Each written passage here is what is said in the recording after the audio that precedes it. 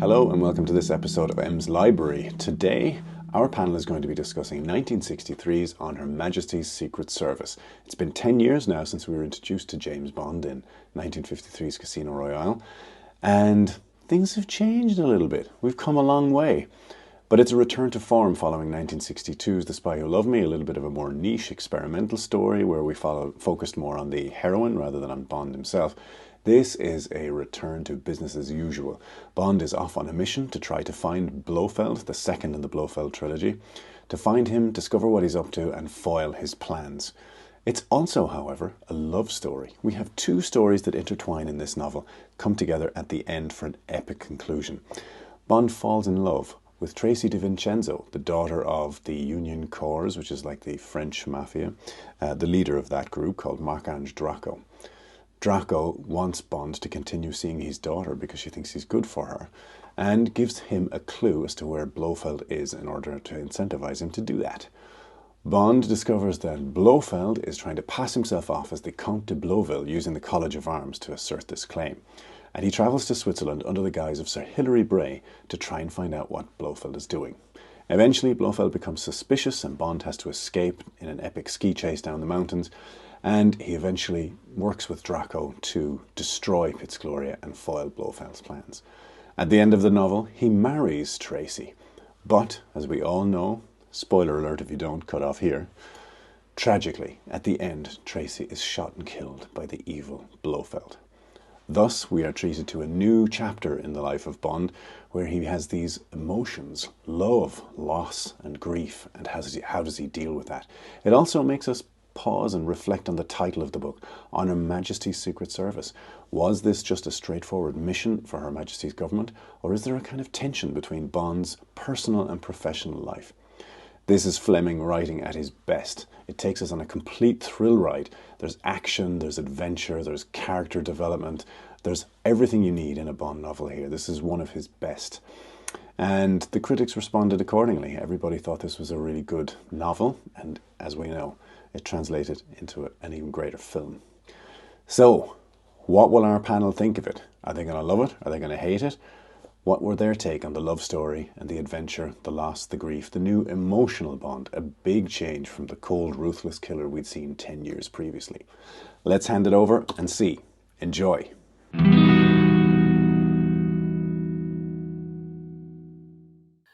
Good evening, everybody, and welcome to M's Library. My name is Sean O'Hare, and this evening I'll be co-hosting a discussion on the Ian Fleming's 1963 novel On Her Majesty's Secret Service. I'm joined this evening by my co-host, Kevin O'Callaghan. Hello. And we have a panel of Andy Watson and Fraser Lockley. Hello.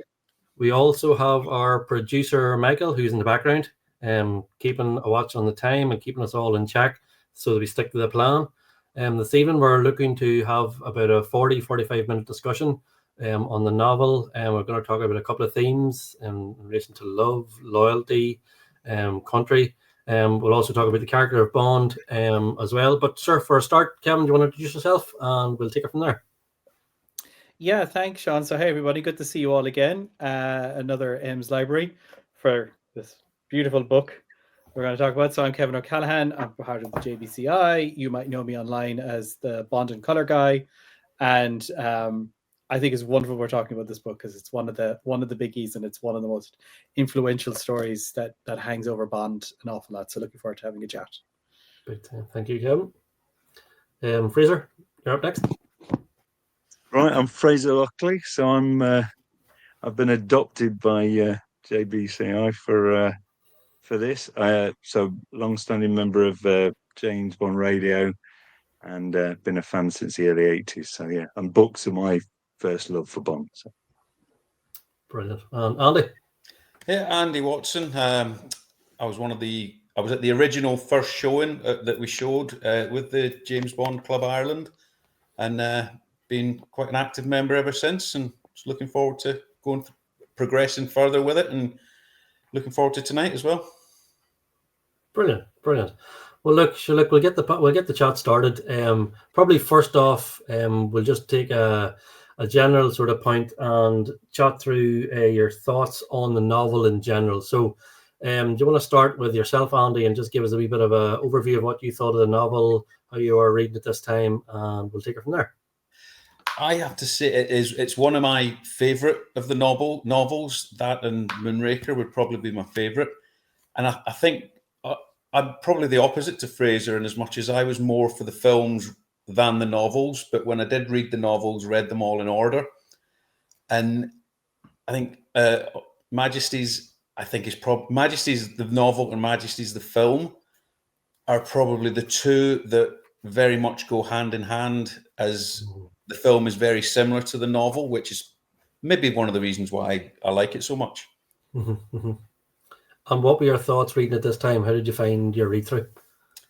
Reading it again, I think I've said this to you before, Sean. When I read the novels, I end up with a generic Bond in my head. But when I'm reading this one, I actually have Lazenby in my head as I'm reading it. Yeah.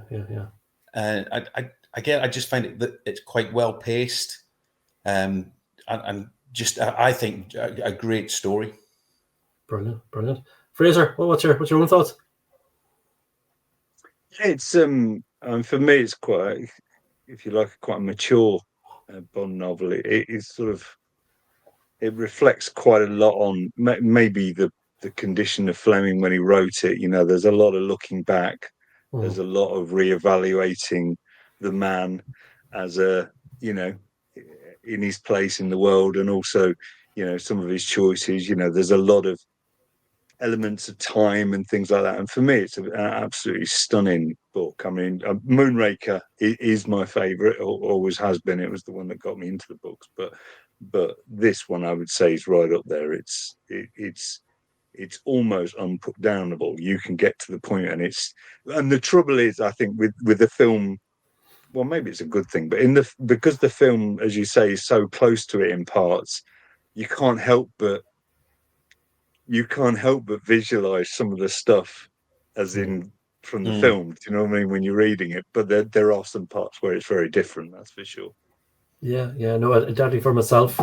I read it this time, and I was listening to the audio book as well, and you just can't help but hear George Lazenby, even Hilary Bray. You just see it, and even like the description of Tracy is slightly different, but you just see Deanna Rigg every time in your head. So yeah.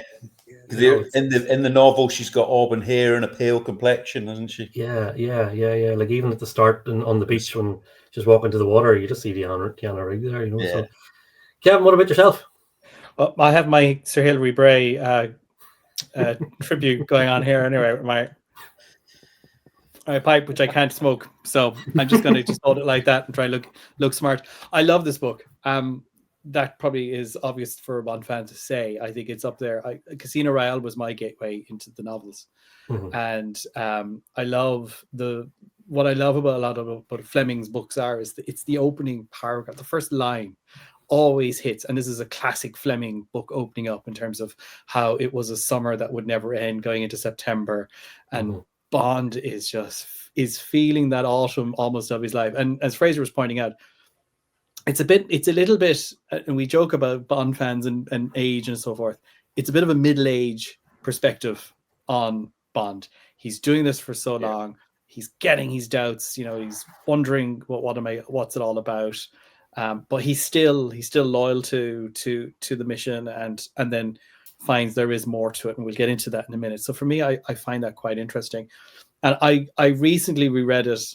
And it's funny, even rereading it as a person who is a little bit older than I did when I was in my 20s, you kind of resonate. That middle age kind of started to hit me a little bit harder, perhaps this time round.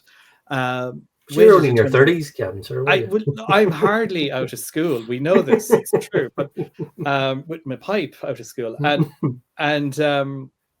but I think he kind of just shows that weariness of life. And I know he had a lot going on at the time, but at the same time, he brings that into it with classic elements. This is an action-packed story.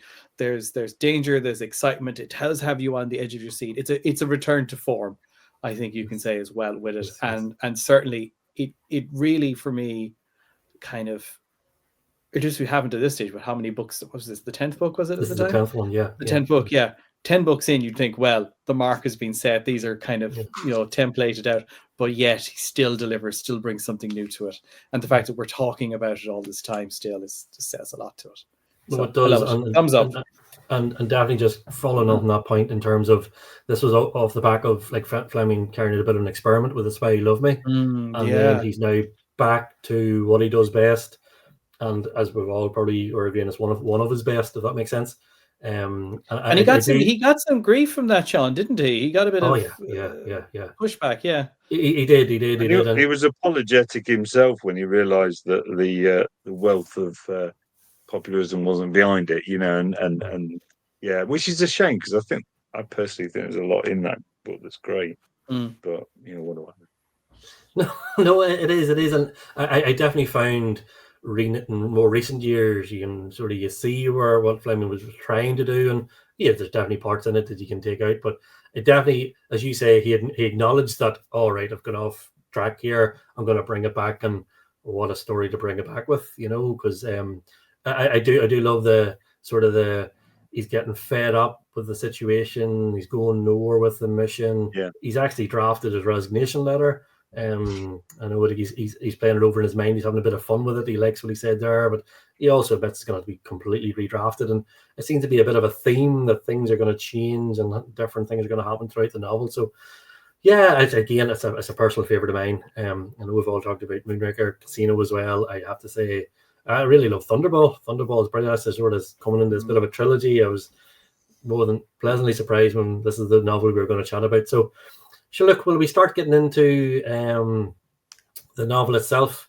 We're looking at a couple of different themes. We've been chatting sort of offline before we come on here. Do we want to maybe look at the first sort of theme, or a bit of a discussion point in around? We'll look at sort of the conflict between duty and personal life. Kevin, do you want to lead us on this one, sure, and we'll get the conversation going?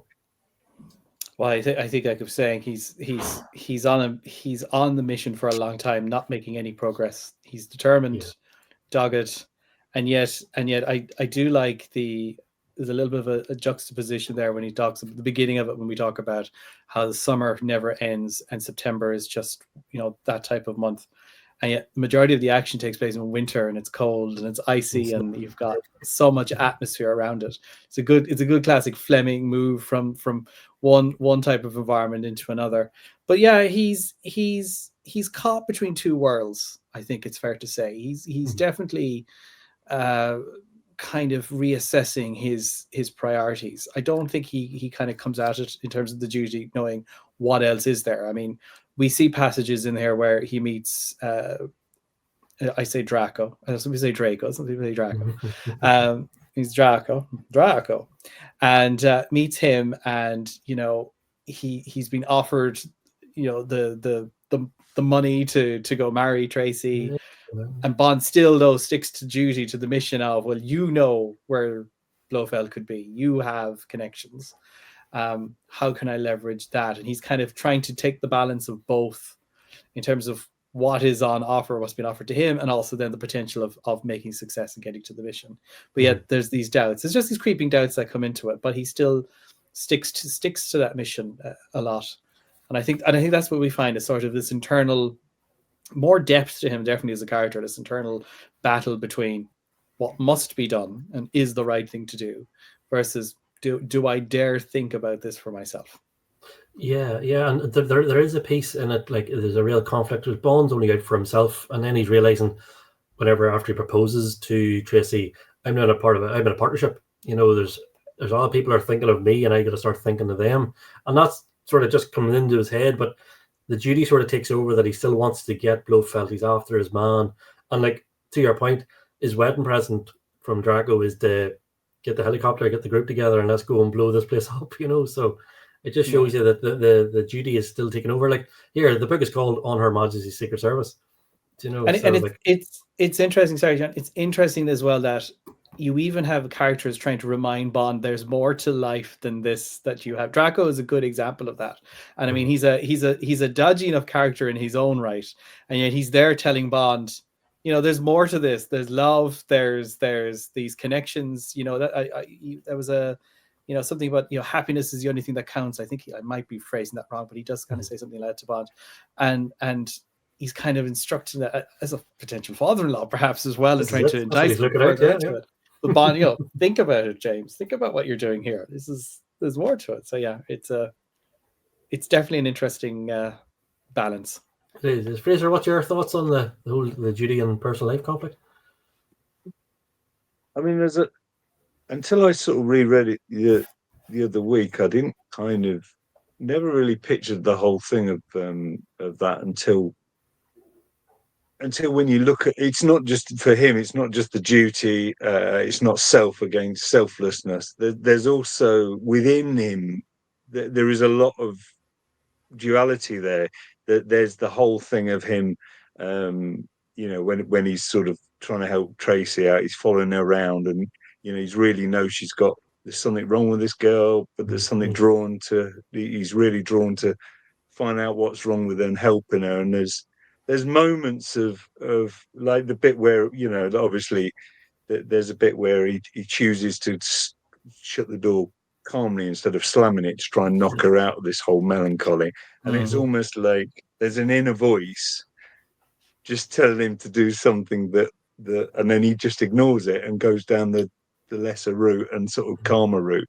And I think it shows the Bond maturing. He's kind of and he's confused by that because he's a bachelor. He's kind of knows that attachment is wrong for his profession, but yet he knows he's drawn to this girl and really wants to help her, and but then he also doesn't want to get lumbered with it. That whole funny, the whole scene with Draco where he's like, his inner monologue is, no, I've got to get out of it. I've got to go because this is all getting a bit serious. And then of course, he doesn't run out the door and scream, and he says, I don't know what you want from me, but I'll see what I can do. Instead of his, the inner monologue is get out, get out, get out, get out. And I think, it's interesting with the M scene, and the whole thing of him writing his resignation. And it's obviously the emphasis is flipped from the film. In the film, the emphasis of why he's going after Blofeld is slightly different. He wants to keep going after him, and M says, no, you've had long enough on it now. That sort of thing. Yeah. But that's interesting that he's like sick of going after him at one point. He just, he's run his resignation because he's had enough of this. He's had enough of this year of waste. So, I think it's like the most mature Bond book that there is, really. I think it really talks about a guy that's lived, and that's probably reflected with Fleming's own mind space at that time. He'd had a lot of health problems, and he was definitely looking back a little bit. Yeah, I know, and it's interesting that, like, we're talking about like Bond, sort of the world famous bachelor, but like he's gone back to Casino Royale. He visits the grave of Vesper every year. So like in a roundabout way, he's always harkening back to the past, but he's found new love in the same sort of area, and of course he was going to propose to Vesper. That's clearly, that was what he had all in mind, which is kind of, people don't really realize all that when they see the film Bond. But this guy kind of, he falls in love quite easily, and actually when he does, it's pretty hard, regularly. You're right. And Andy, what are your own thoughts then on the whole conflict and personal? Well, look, leading up to this, it made me look at it with a different lens to what I've probably previously looked at the novel. And like if you think about, for the country, like Bond's love of his country, that's what drives him on the mission, keeps him going, ready to, wanting to. It highlights and shows the prioritizing of like the global safety and over his personal life. And then you've got the contradiction of that with the fact he clearly does love Tracy, like in a deep and personal way. Yeah. And I think that love for Tracy also, it shows a vulnerable side to him, and that he has got a desire for like an emotional connection, which, we say he falls in love regularly, but I think that one it just shows that apart from Vesper, maybe the exceptional, deeper emotional connection that he had. Yeah, I know, because definitely it's a point where like he's literally sitting going like, what am I doing here? This woman's perfect for me, you know, might as well. And then it's the Bond said the words he thought he would never hear himself say, will you marry me? So like it's a massive commitment. Like, he just jumps, but he jumps into it. And then he's enough of regret. He's a nightmare flying back to London. But it always sort of comes back on itself. Everything's going to be okay. He's there trying to talk himself out of it, but he realizes this is the right thing for me to do. But on that similar vein, there's a quote from it, you know, when he's thinking out loud, however, you know, he suddenly thought, what the hell? I love her. I know it. That settles it. That's a fact. Whether she loves me or not is another matter. But there it is. I'll tell her what I feel like. Yeah, no, it is. And it's the inner turmoil that he's got with himself as well. Big time. And that's what Fraser was saying. It's probably the most mature that we've ever seen this character, or probably will ever see this character. So it just shows the development, like what Fleming has been working on. Like if I say, it's the sort of the 10-year sort of anniversary, for want of a better word, of Casino, and like he's obviously thinking a lot back to the past. And like even when the very first chapter we're talking about Tracy on the beach, and it reminds Bond of his childhood, and you know, all the sort of down to the beach every day, and it's all about memories. And I keep thinking, I know we're talking about one of the themes about time, but it definitely is in there. Like everything's sort of working towards, every novel is working towards sort of the mission, but Bond is thinking, I'm spending too long, I'm going to resign. What's he going to do? He doesn't even care what he's going to do. He's just going to resign and take it from there. But next thing, he gets a lead. He's back on track. The mission, he's excited. He wants to go again. It's a different character. Tracy is sort of on the mend, for want of a better word. Bond is down and out, meets Tracy, new lease of life, they go again. So it's all about sort of, reading it this time, I'm going to go there. It's sort of, I made a lot of links to No Time to Die, the movie, if that makes sense, in terms of, I went there. Yeah. There's a lot of sort of I just read it, and I was getting more thoughts about the, all the talk over. Sorry, lads, I've ruined it. But look, there's another wee point we maybe just touch on very briefly in terms of in what ways does the professional strain or sort of sabotage of his personal relationships, like sort of particularly with Tracy, like Bond is there for the mission. How does that work in terms of how do we all see that in terms of like ultimately, like we know at the end of the film Tracy dies, but Bond is looking away to manage both sort of sides here, for want of a better word, but there's always going to be conflict there. Yeah, it does. I think it had to end like that, didn't it? I think. Yeah, it did. It had to end in either you know, Tracy dying, or it had to end in some sort of heartbreak, because, and it's alluded to all the way through. You know, he's talking about how many, you know, what's going to happen after they get married. You know, he's like, clearly he can't do that job anymore. So we know that something's going to happen. Not even though we knew when we were reading it that's what would happen. But I didn't actually when I first read it. But there we go. I suppose if you think about it, at the time of writing, if she hadn't have died, that would have been the last book. Yeah, because it kind of rounds it all off. And, any further, you know, heads off into the sunset. And you touched a little bit, Sean, on the thing about time, and for me, that's one of the strongest themes of the novel is time. It's not just your place in it, but also your past, your future. You know, there's a great passage where he's talking about, you know, having a flake on the beach as a kid with sand between his toes. Very one of the rare moments where he alludes to having a childhood.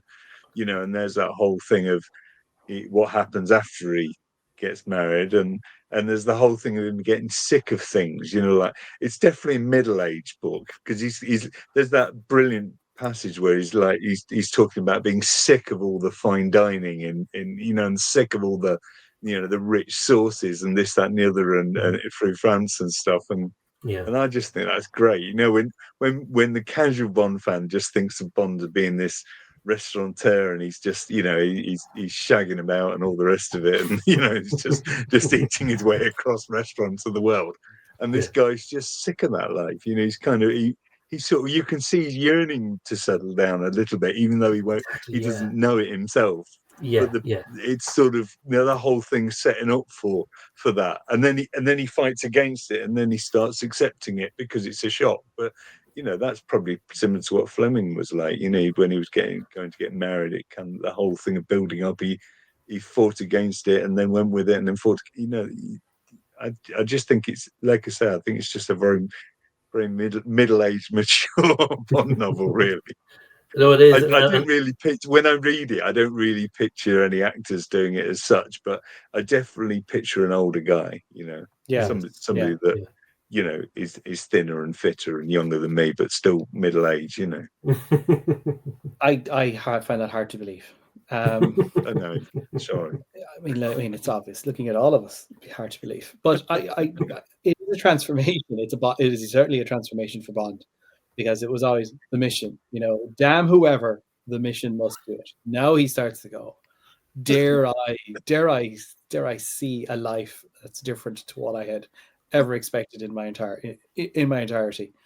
And then he's kind of shown it, like he was kind of shown it, I suppose, a bit of Casino Royale. And again, once again, the door is firmly slammed. But I guess that takes us down a different route then for the next book in terms of its revenge. It's not just the mission anymore. It's a personal mission now. It's turning into, and I suppose the stakes are moving on like that. And I suppose it's inevitable, given you're 10 books in, you can't keep doing the same thing. The character has to change and evolve, and I suppose be more relatable as well for people. And I think this is a relatable book for many when you look at it in terms of Bond questioning, is this the moment? Is this the time? Is this who hasn't been there in the past going, should I do this? Should I not do this? Will I go for it? What would happen? Oh, never mind. Put it all on red. Here, there you go. Take it. Take all my money. It's his biggest risk, really, isn't it? It's his biggest challenge. He's faced Kraken. He's kind of he's done it all. He stood under a rocket ready to blow it up. He's done it all. But actually proposing to Tracy and getting married is like the biggest roll of the dice, isn't it? Because it's so out of his comfort zone. And I think that really tells in the writing. It's so well written, so well written. Yeah, I think it all stems obviously from his disillusionment, doesn't it? And the frustration with the monotony of all the work that he's had to do. Helps well with that decision to take the risk and take that step with Tracy. Yeah, because he feels as if his job's going nowhere. He's bored and monotony. Yeah, things are changing around him, but he's not changing, isn't it? Things are changing. Louisia's gone and Mary's in, and and there's lots of change around him. But he's and I don't think it's an accident that it sort of starts in September. That sort of September of his life. Maybe I don't think it's an accident. I think that's so spot on. I think it is when you read it in terms of that setting up that long summer that just won't move on. We're not going anywhere. We're not getting anywhere. Anyway, all right. So let's move on. Move on. Let's talk about the topic of love, but not perhaps in the context that we normally talk about love. But it is. Is this still the podcast, or have I just branched off onto a different path now? You know what? Let's find out where we're actually branching off to now, because that's what happens, Fraser. They lull you into a false sense of security. So just let's talk about the we kind of talk about the love of the mission, love of duty, and it permeates across the way, I suppose you could say. Let's talk about the redeeming qualities of love and how it plays on the characters in the book. I'm going to pull a little thread first in terms of the relationship between Draco and Tracy, because there's a love there as a father who's looking to redeem his daughter. His methods might not be what we would consider current, or probably maybe a little bit questionable, but there is something there on that. Fraser, what do you give the sense of that relationship that exists between Draco and Tracy? Nowadays, social services would definitely be involved, wouldn't they? Let's be honest. Somewhere in there. But he's a gangster. He's Mark Orange is definitely he's got that dodgy past. So he met Tracy's mother and all that cringy sequence. And but there's there's a bit where Bond's in his office, and they're sort of talking it over, and Bond can't look him in the eye. He knows he can't look him in the eye, because once he looks him in the eye, he's going to see this broken man pleading with him to help his daughter. And as a father, I can sort of I can picture how he looks. That whole thing of this is my daughter. I can't help her myself, but maybe you can, and I can help you help her. But you're my only hope almost. I'm pinning all my hopes on this because of that. There's that letter she wrote on the way out to kill herself. Mm-hmm. And obviously he intercepted it and realized Bond was more than just a casual love. And and obviously he helped her out at the casino and stuff like that. And I think that whole thing is just really quite telling.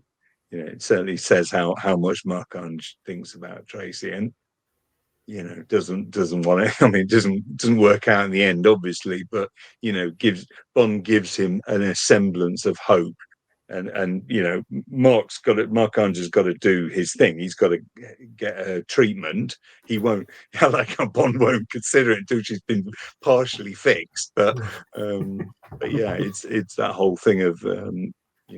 I like, and those as the helicopter's flying into Piz Gloria, he looks down and he knows that Tracy's somewhere down there. She's in his mind. She's in his mind as they fly over. So, yeah, it's definitely an interesting one in terms of those dynamics, and I think even Draco, the way he his past is not nice. I think we kind of look at him, and we look at the context. You watch in the movie, you see a bit more of a sanitized version of him, obviously, but in the book it's a very rough, horrible past that he's come from, and yet he kind of sees the world through that as well, in terms of, well, maybe this is a different version of what I did, and Bond, you'll now sort out my daughter, and then that'll be fine, and then she'll be good, and then Bond, you'll be redeemed through this as well, and so on and so forth. But because Mark-Ange is changed by the love of his wife, which didn't start off that way. He knows that the love of a good woman can change a man and can improve their life immensely. And he's quite, yes, he was a shit, but in nowadays you wouldn't relate to that character very well. But of course, in the context of this novel, he's definitely saying to Bond, there's more to life than this sort of thing. This changed me, loving this woman, and now the fruit of that love is my daughter. And and it's an alien world to Bond, isn't it? I think it also shows a weakness in him that he doesn't like. He's a man who's a powerful man, gets what he wants, gets it when he wants, has everybody bowing down to him, and he's got this one problem with his daughter that he can't fix, and he doesn't know how to fix. And it brings a weakness in him that he doesn't like. Yeah, that's a good point, actually. Yeah, because then it's sort of, as you say, it's out of his hands, and he's near throwing everything at Bond to try and, obviously fix his problem, which is making Tracy better. But as well as that, then Bond, he keeps saying to Bond, take this for me, make your life better. And Bond saying, no, we want to have the money problems, and sort of, he really. It's the first time he's ever been defeated, he says, to your point, he always gets what he wants. And that's probably a case of, this is one battle I'm not winning here, but he sees he can win through Bond, for want of a better way of putting it, Yeah, and it's funny how you have him always kind of saying, we'll make Tracy better, but in the turn, it's Tracy's making Bond better. Mm-hmm. What are our thoughts in terms of Tracy's dynamic on that? I mean, is it believable against the character of Bond? I know he's got his doubts, but how effective is she in doing what she does in the book? Very, very much so. Very much so. But Bond's a different person when he's around her. Even like he's always thinking about her, as Fraser was sort of commenting on earlier on. He's always wondering where she is, where she's at. And here, Tracy's the one that actually saves him at the ski rink on Christmas Eve.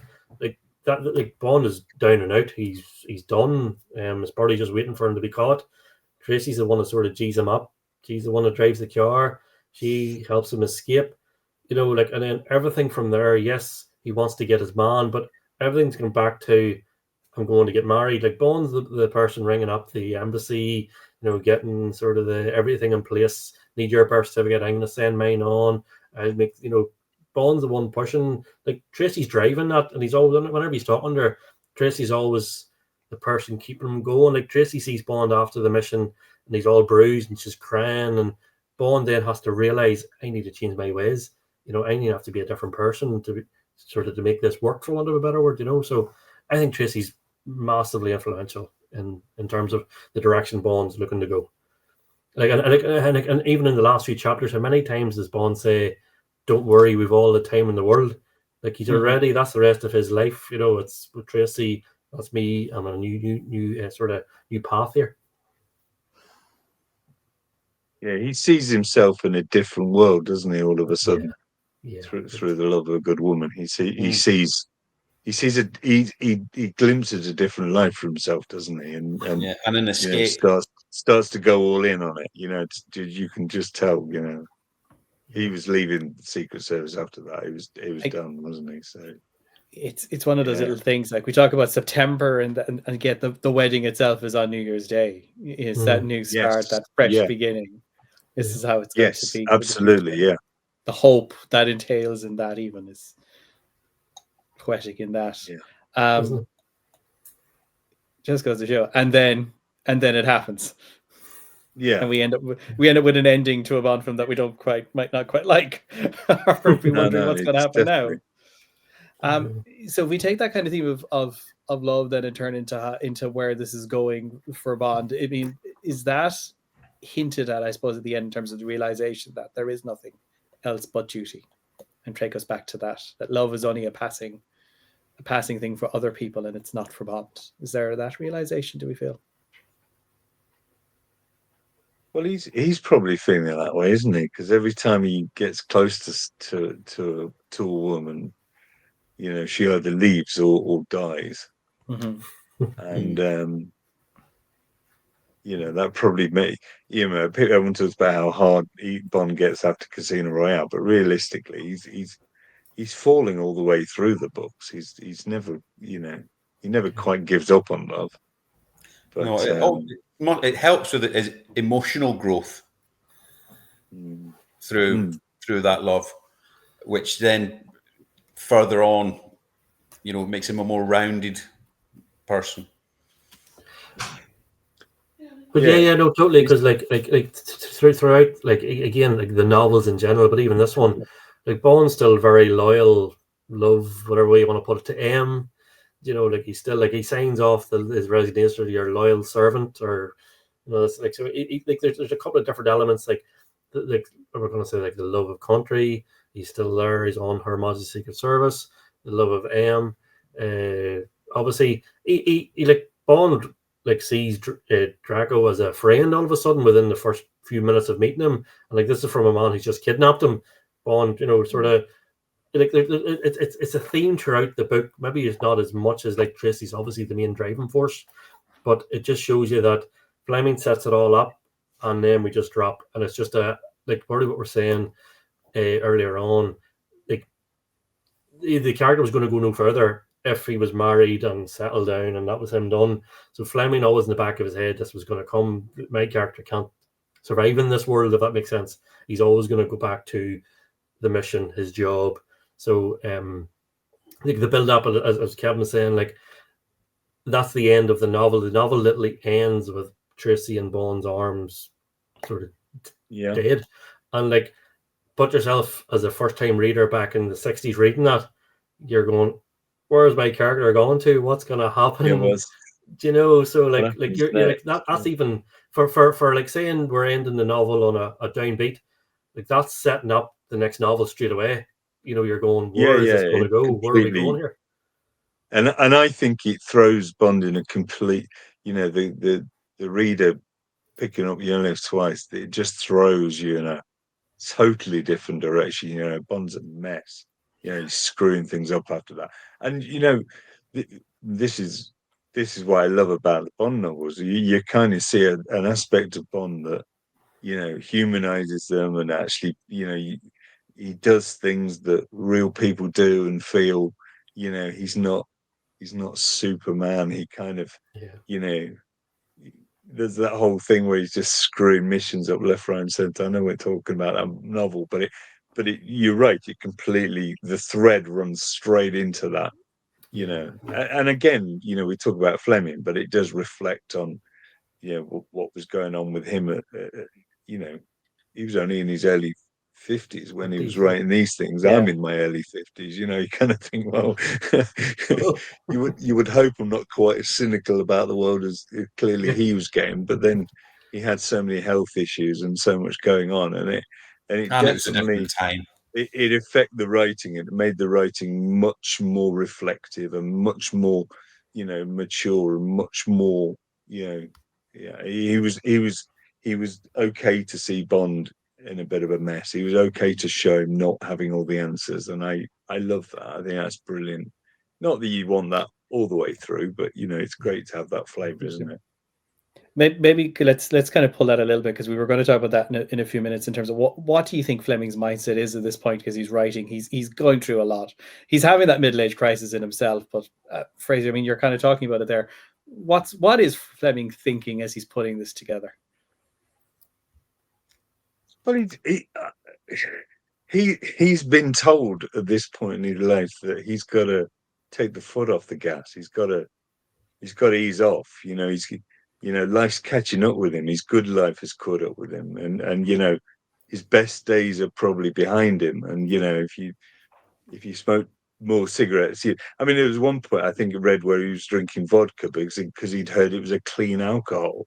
Yeah. And you think, Judge, mate, honestly, he's just going that way, isn't he? And you know, Bond is a reflection of that mindset. I think that whole thing of, you know, I know I'm right. I know I'm right. I'm right, aren't I? You know, it's that whole, and that runs through this book brilliantly. You know, the whole thing of him looking back, and I just think more than any other book, I think it reflects on getting older a little bit. It reflects on finding love. It reflects on, you know, leaving your youth behind a little bit and leaving the indulgences of your younger days behind you, and sort of going down a path of love with somebody. And I think that can only be a reflection on how Fleming was feeling at the time. And you know, yeah, I can't help but feel there's certain parts of Fleming come out in M as well. Like even the whole like the Christmas Day and get them crackers off the table, and you know, just want to eat my dinner, and you know, like sort of just like set in his ways, doesn't want much change. Yeah, you know, and like moans about the trains, doesn't he? And moans about you know, it's like sort of, it's just using a few different characters maybe to get a few other things across. Because there's one great scene in the novel when Bond is visiting Quarterdeck, visiting them. He's looking around the room and it's all the old pictures of the ships and like a day gone age, you know, like age gone by, and it's just it just sort of makes you think, oh, he's sort of reevaluating a wee bit here.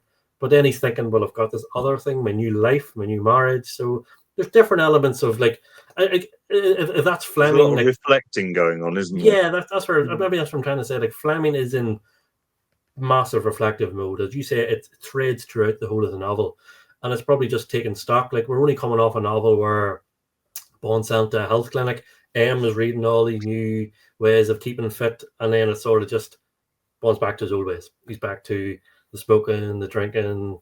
You know, like everything he's doing. Oh, he needs a drink. Like even sitting in M when they're doing the briefing, Bond needs a drink. I'd love to have a drink, you know, and M's not offering him a drink till later on, and then Bond can't wait to have a drink. And it's just even just getting down the mountain, he needs to have a bit of schnapps with him to help him, you know, get on. Like there's always that sort of drinks involved. I was just going with Fleming. Is that where you were at your point, that obviously he was drinking far too much, and had he been resigned to the fact, well, I'm not going to change, I'm going to stick to my guns and see how far this takes me? Yeah, had it almost put like a shadow of mortality, that Fleming knows that there's an end to everything. Yeah. It is. You're right. Yeah.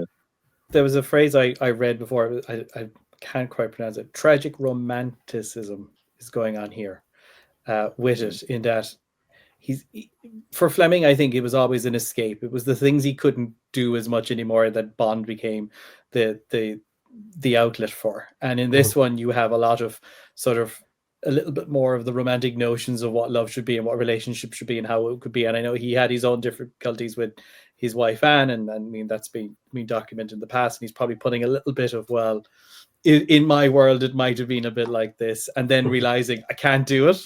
I actually can't do it. I have to put this fella back to where he needs to be. But he's kind of almost taken that outlet and put it onto the page and kind of said, yeah, you know, not just in order of the action stuff and the heroic things and my approach to life, but kind of looking at it in terms of you could have it, but if you do, it's going to come with tragic circumstances, such as the end of the book, such as the loss. He's maybe in some way trying to humanize Bond, take away the superhero side of things and bring him back to being a person. I think that's a great point, Andy. I think he's trying to be a lot more relatable for people as well, reading it, that he isn't, as we say, that Superman. He is vulnerable, and his doubts are a little bit more there, and his questioning of his decisions is probably a bit more evident, and change is happening all around him. And Fleming, I think, is reflecting that for sure. But yeah. Definitely. We barely touched on the mission or anything. We're getting into the psychological of it. to draw so much, but that just says the quality of the novel, isn't it? Some other books we'd have already been talking about, you know, the exploits and what he was doing, and you know, and in this we're just reflecting on the guy as a man, you know, as a character. And I think let's do it, because we wanted to talk about. We wanted to talk about kind of the duty and the conflict. We wanted to talk a bit about love. We wanted to talk a bit about Fleming, but we got a little bit of time. So let's actually talk about the mission. Let's get into it. What do we make of the mission? Is it old school mission, or is it something different? Fraser, you brought it up there. But you go for it there, and then Sean. No, work away. Well, it's like a lot of the Fleming, a lot of the books. The main draw, the main seed of the story starts off small and then massively expands. You know, like Moonraker, the guy's cheating at cards. Next thing you know, he's firing a nuclear missile into London. You know, you kind of, and it's only a series of circumstances that get to that point. And it's similar with this, is it? You know, they just want to find him. You know, Bond's got the genealogy stuff out, and he's doing all that, and they think it's just a simple find the guy, grab him. You know, that's as much as it goes. And you know, Tracy complicates things, and Blofeld's plan complicates things, and you know, the fact that the mission's on top of a mountain complicates things. But yeah, it's all. Do you know what I mean? But a lot of the books are like that, aren't they? They start very small, or you know, Bond discovers some massive plot or massive conspiracy based on quite a tenuous route to get there. You know, it's mostly luck. It's mostly luck. Yeah, big time. Yeah, no, it is. You're right, Fraser. Definitely, like Bond has given up. Bond is ready to move on to something else.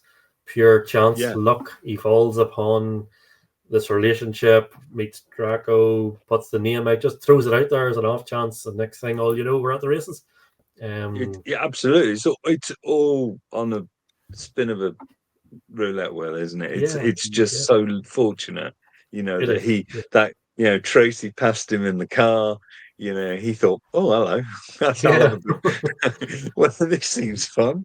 Next thing you know, he's starting to think about the girl. I hope he spots her again. And then next thing you know, it expands into, you know, finding a lead to Blofeld, and you know, the whole story starts expanding and getting bigger and bigger, and the stakes get, you know, larger, and you know, there's danger all the way, you know, and it is one of those books where you just, you know, you feel that actually he could be seriously injured. I know, you know, now we take Bond dying for granted, but then it was like, you know, you read the book and you think, do you know, how's he going to get out of that?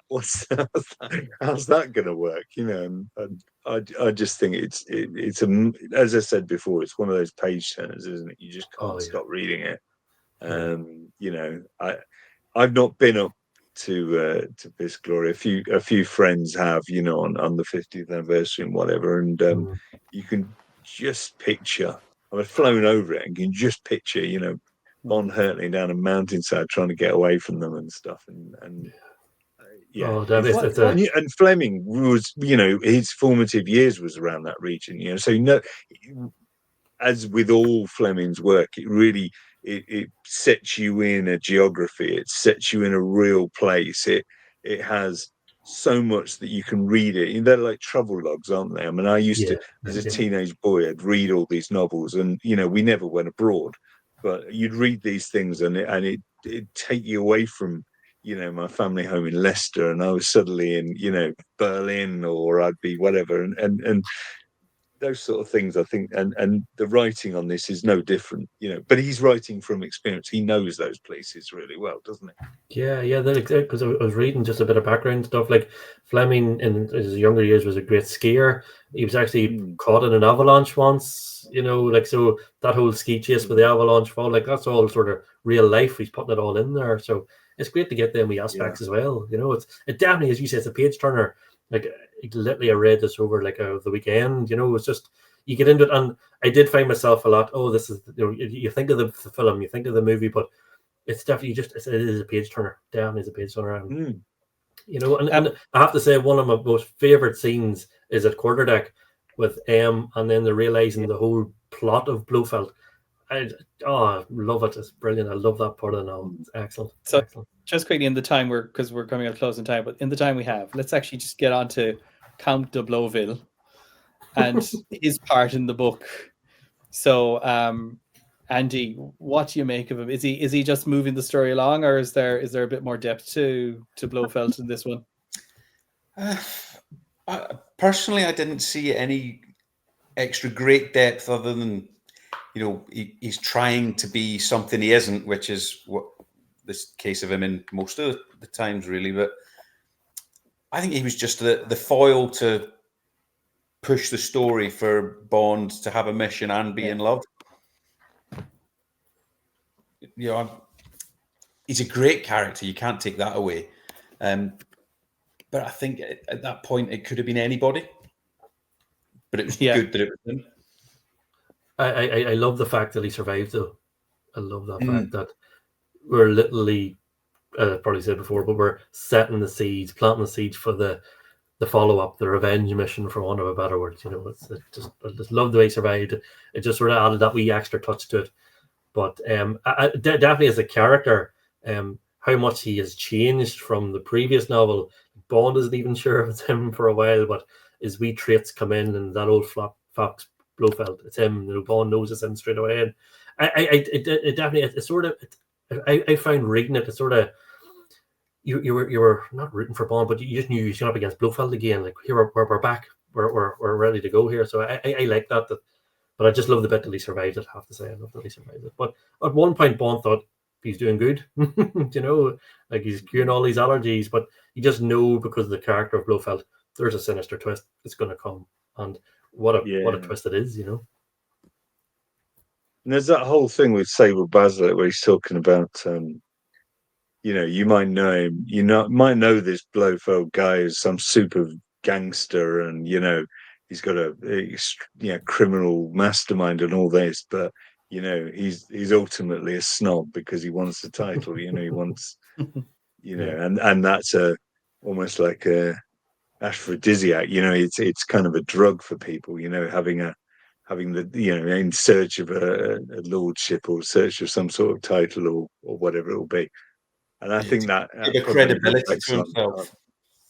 Yeah. He's Blofeld's kind of could just be very quiet and never be found. But no.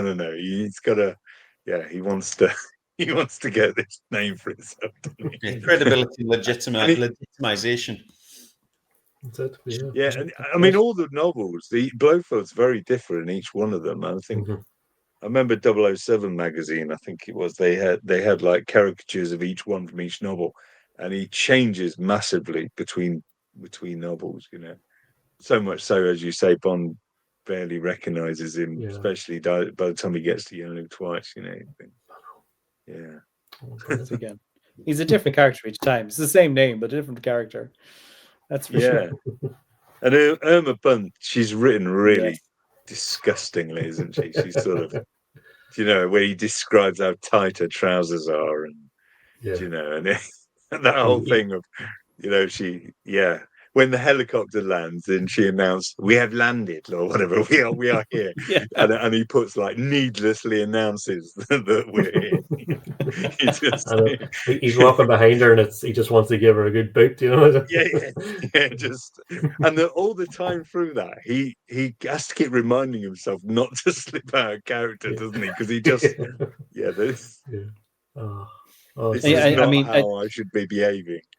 Yeah, she's a horrible character the whole thing, and she's the one who gets the way at the end. I mean, she's the one that does the shooting and so forth. Just because, you know, in relation to her and Blofeld is an interesting dynamic there in terms of he Blofeld, I suppose, is enabling what we see of Bunt and all of the things that we don't like about her.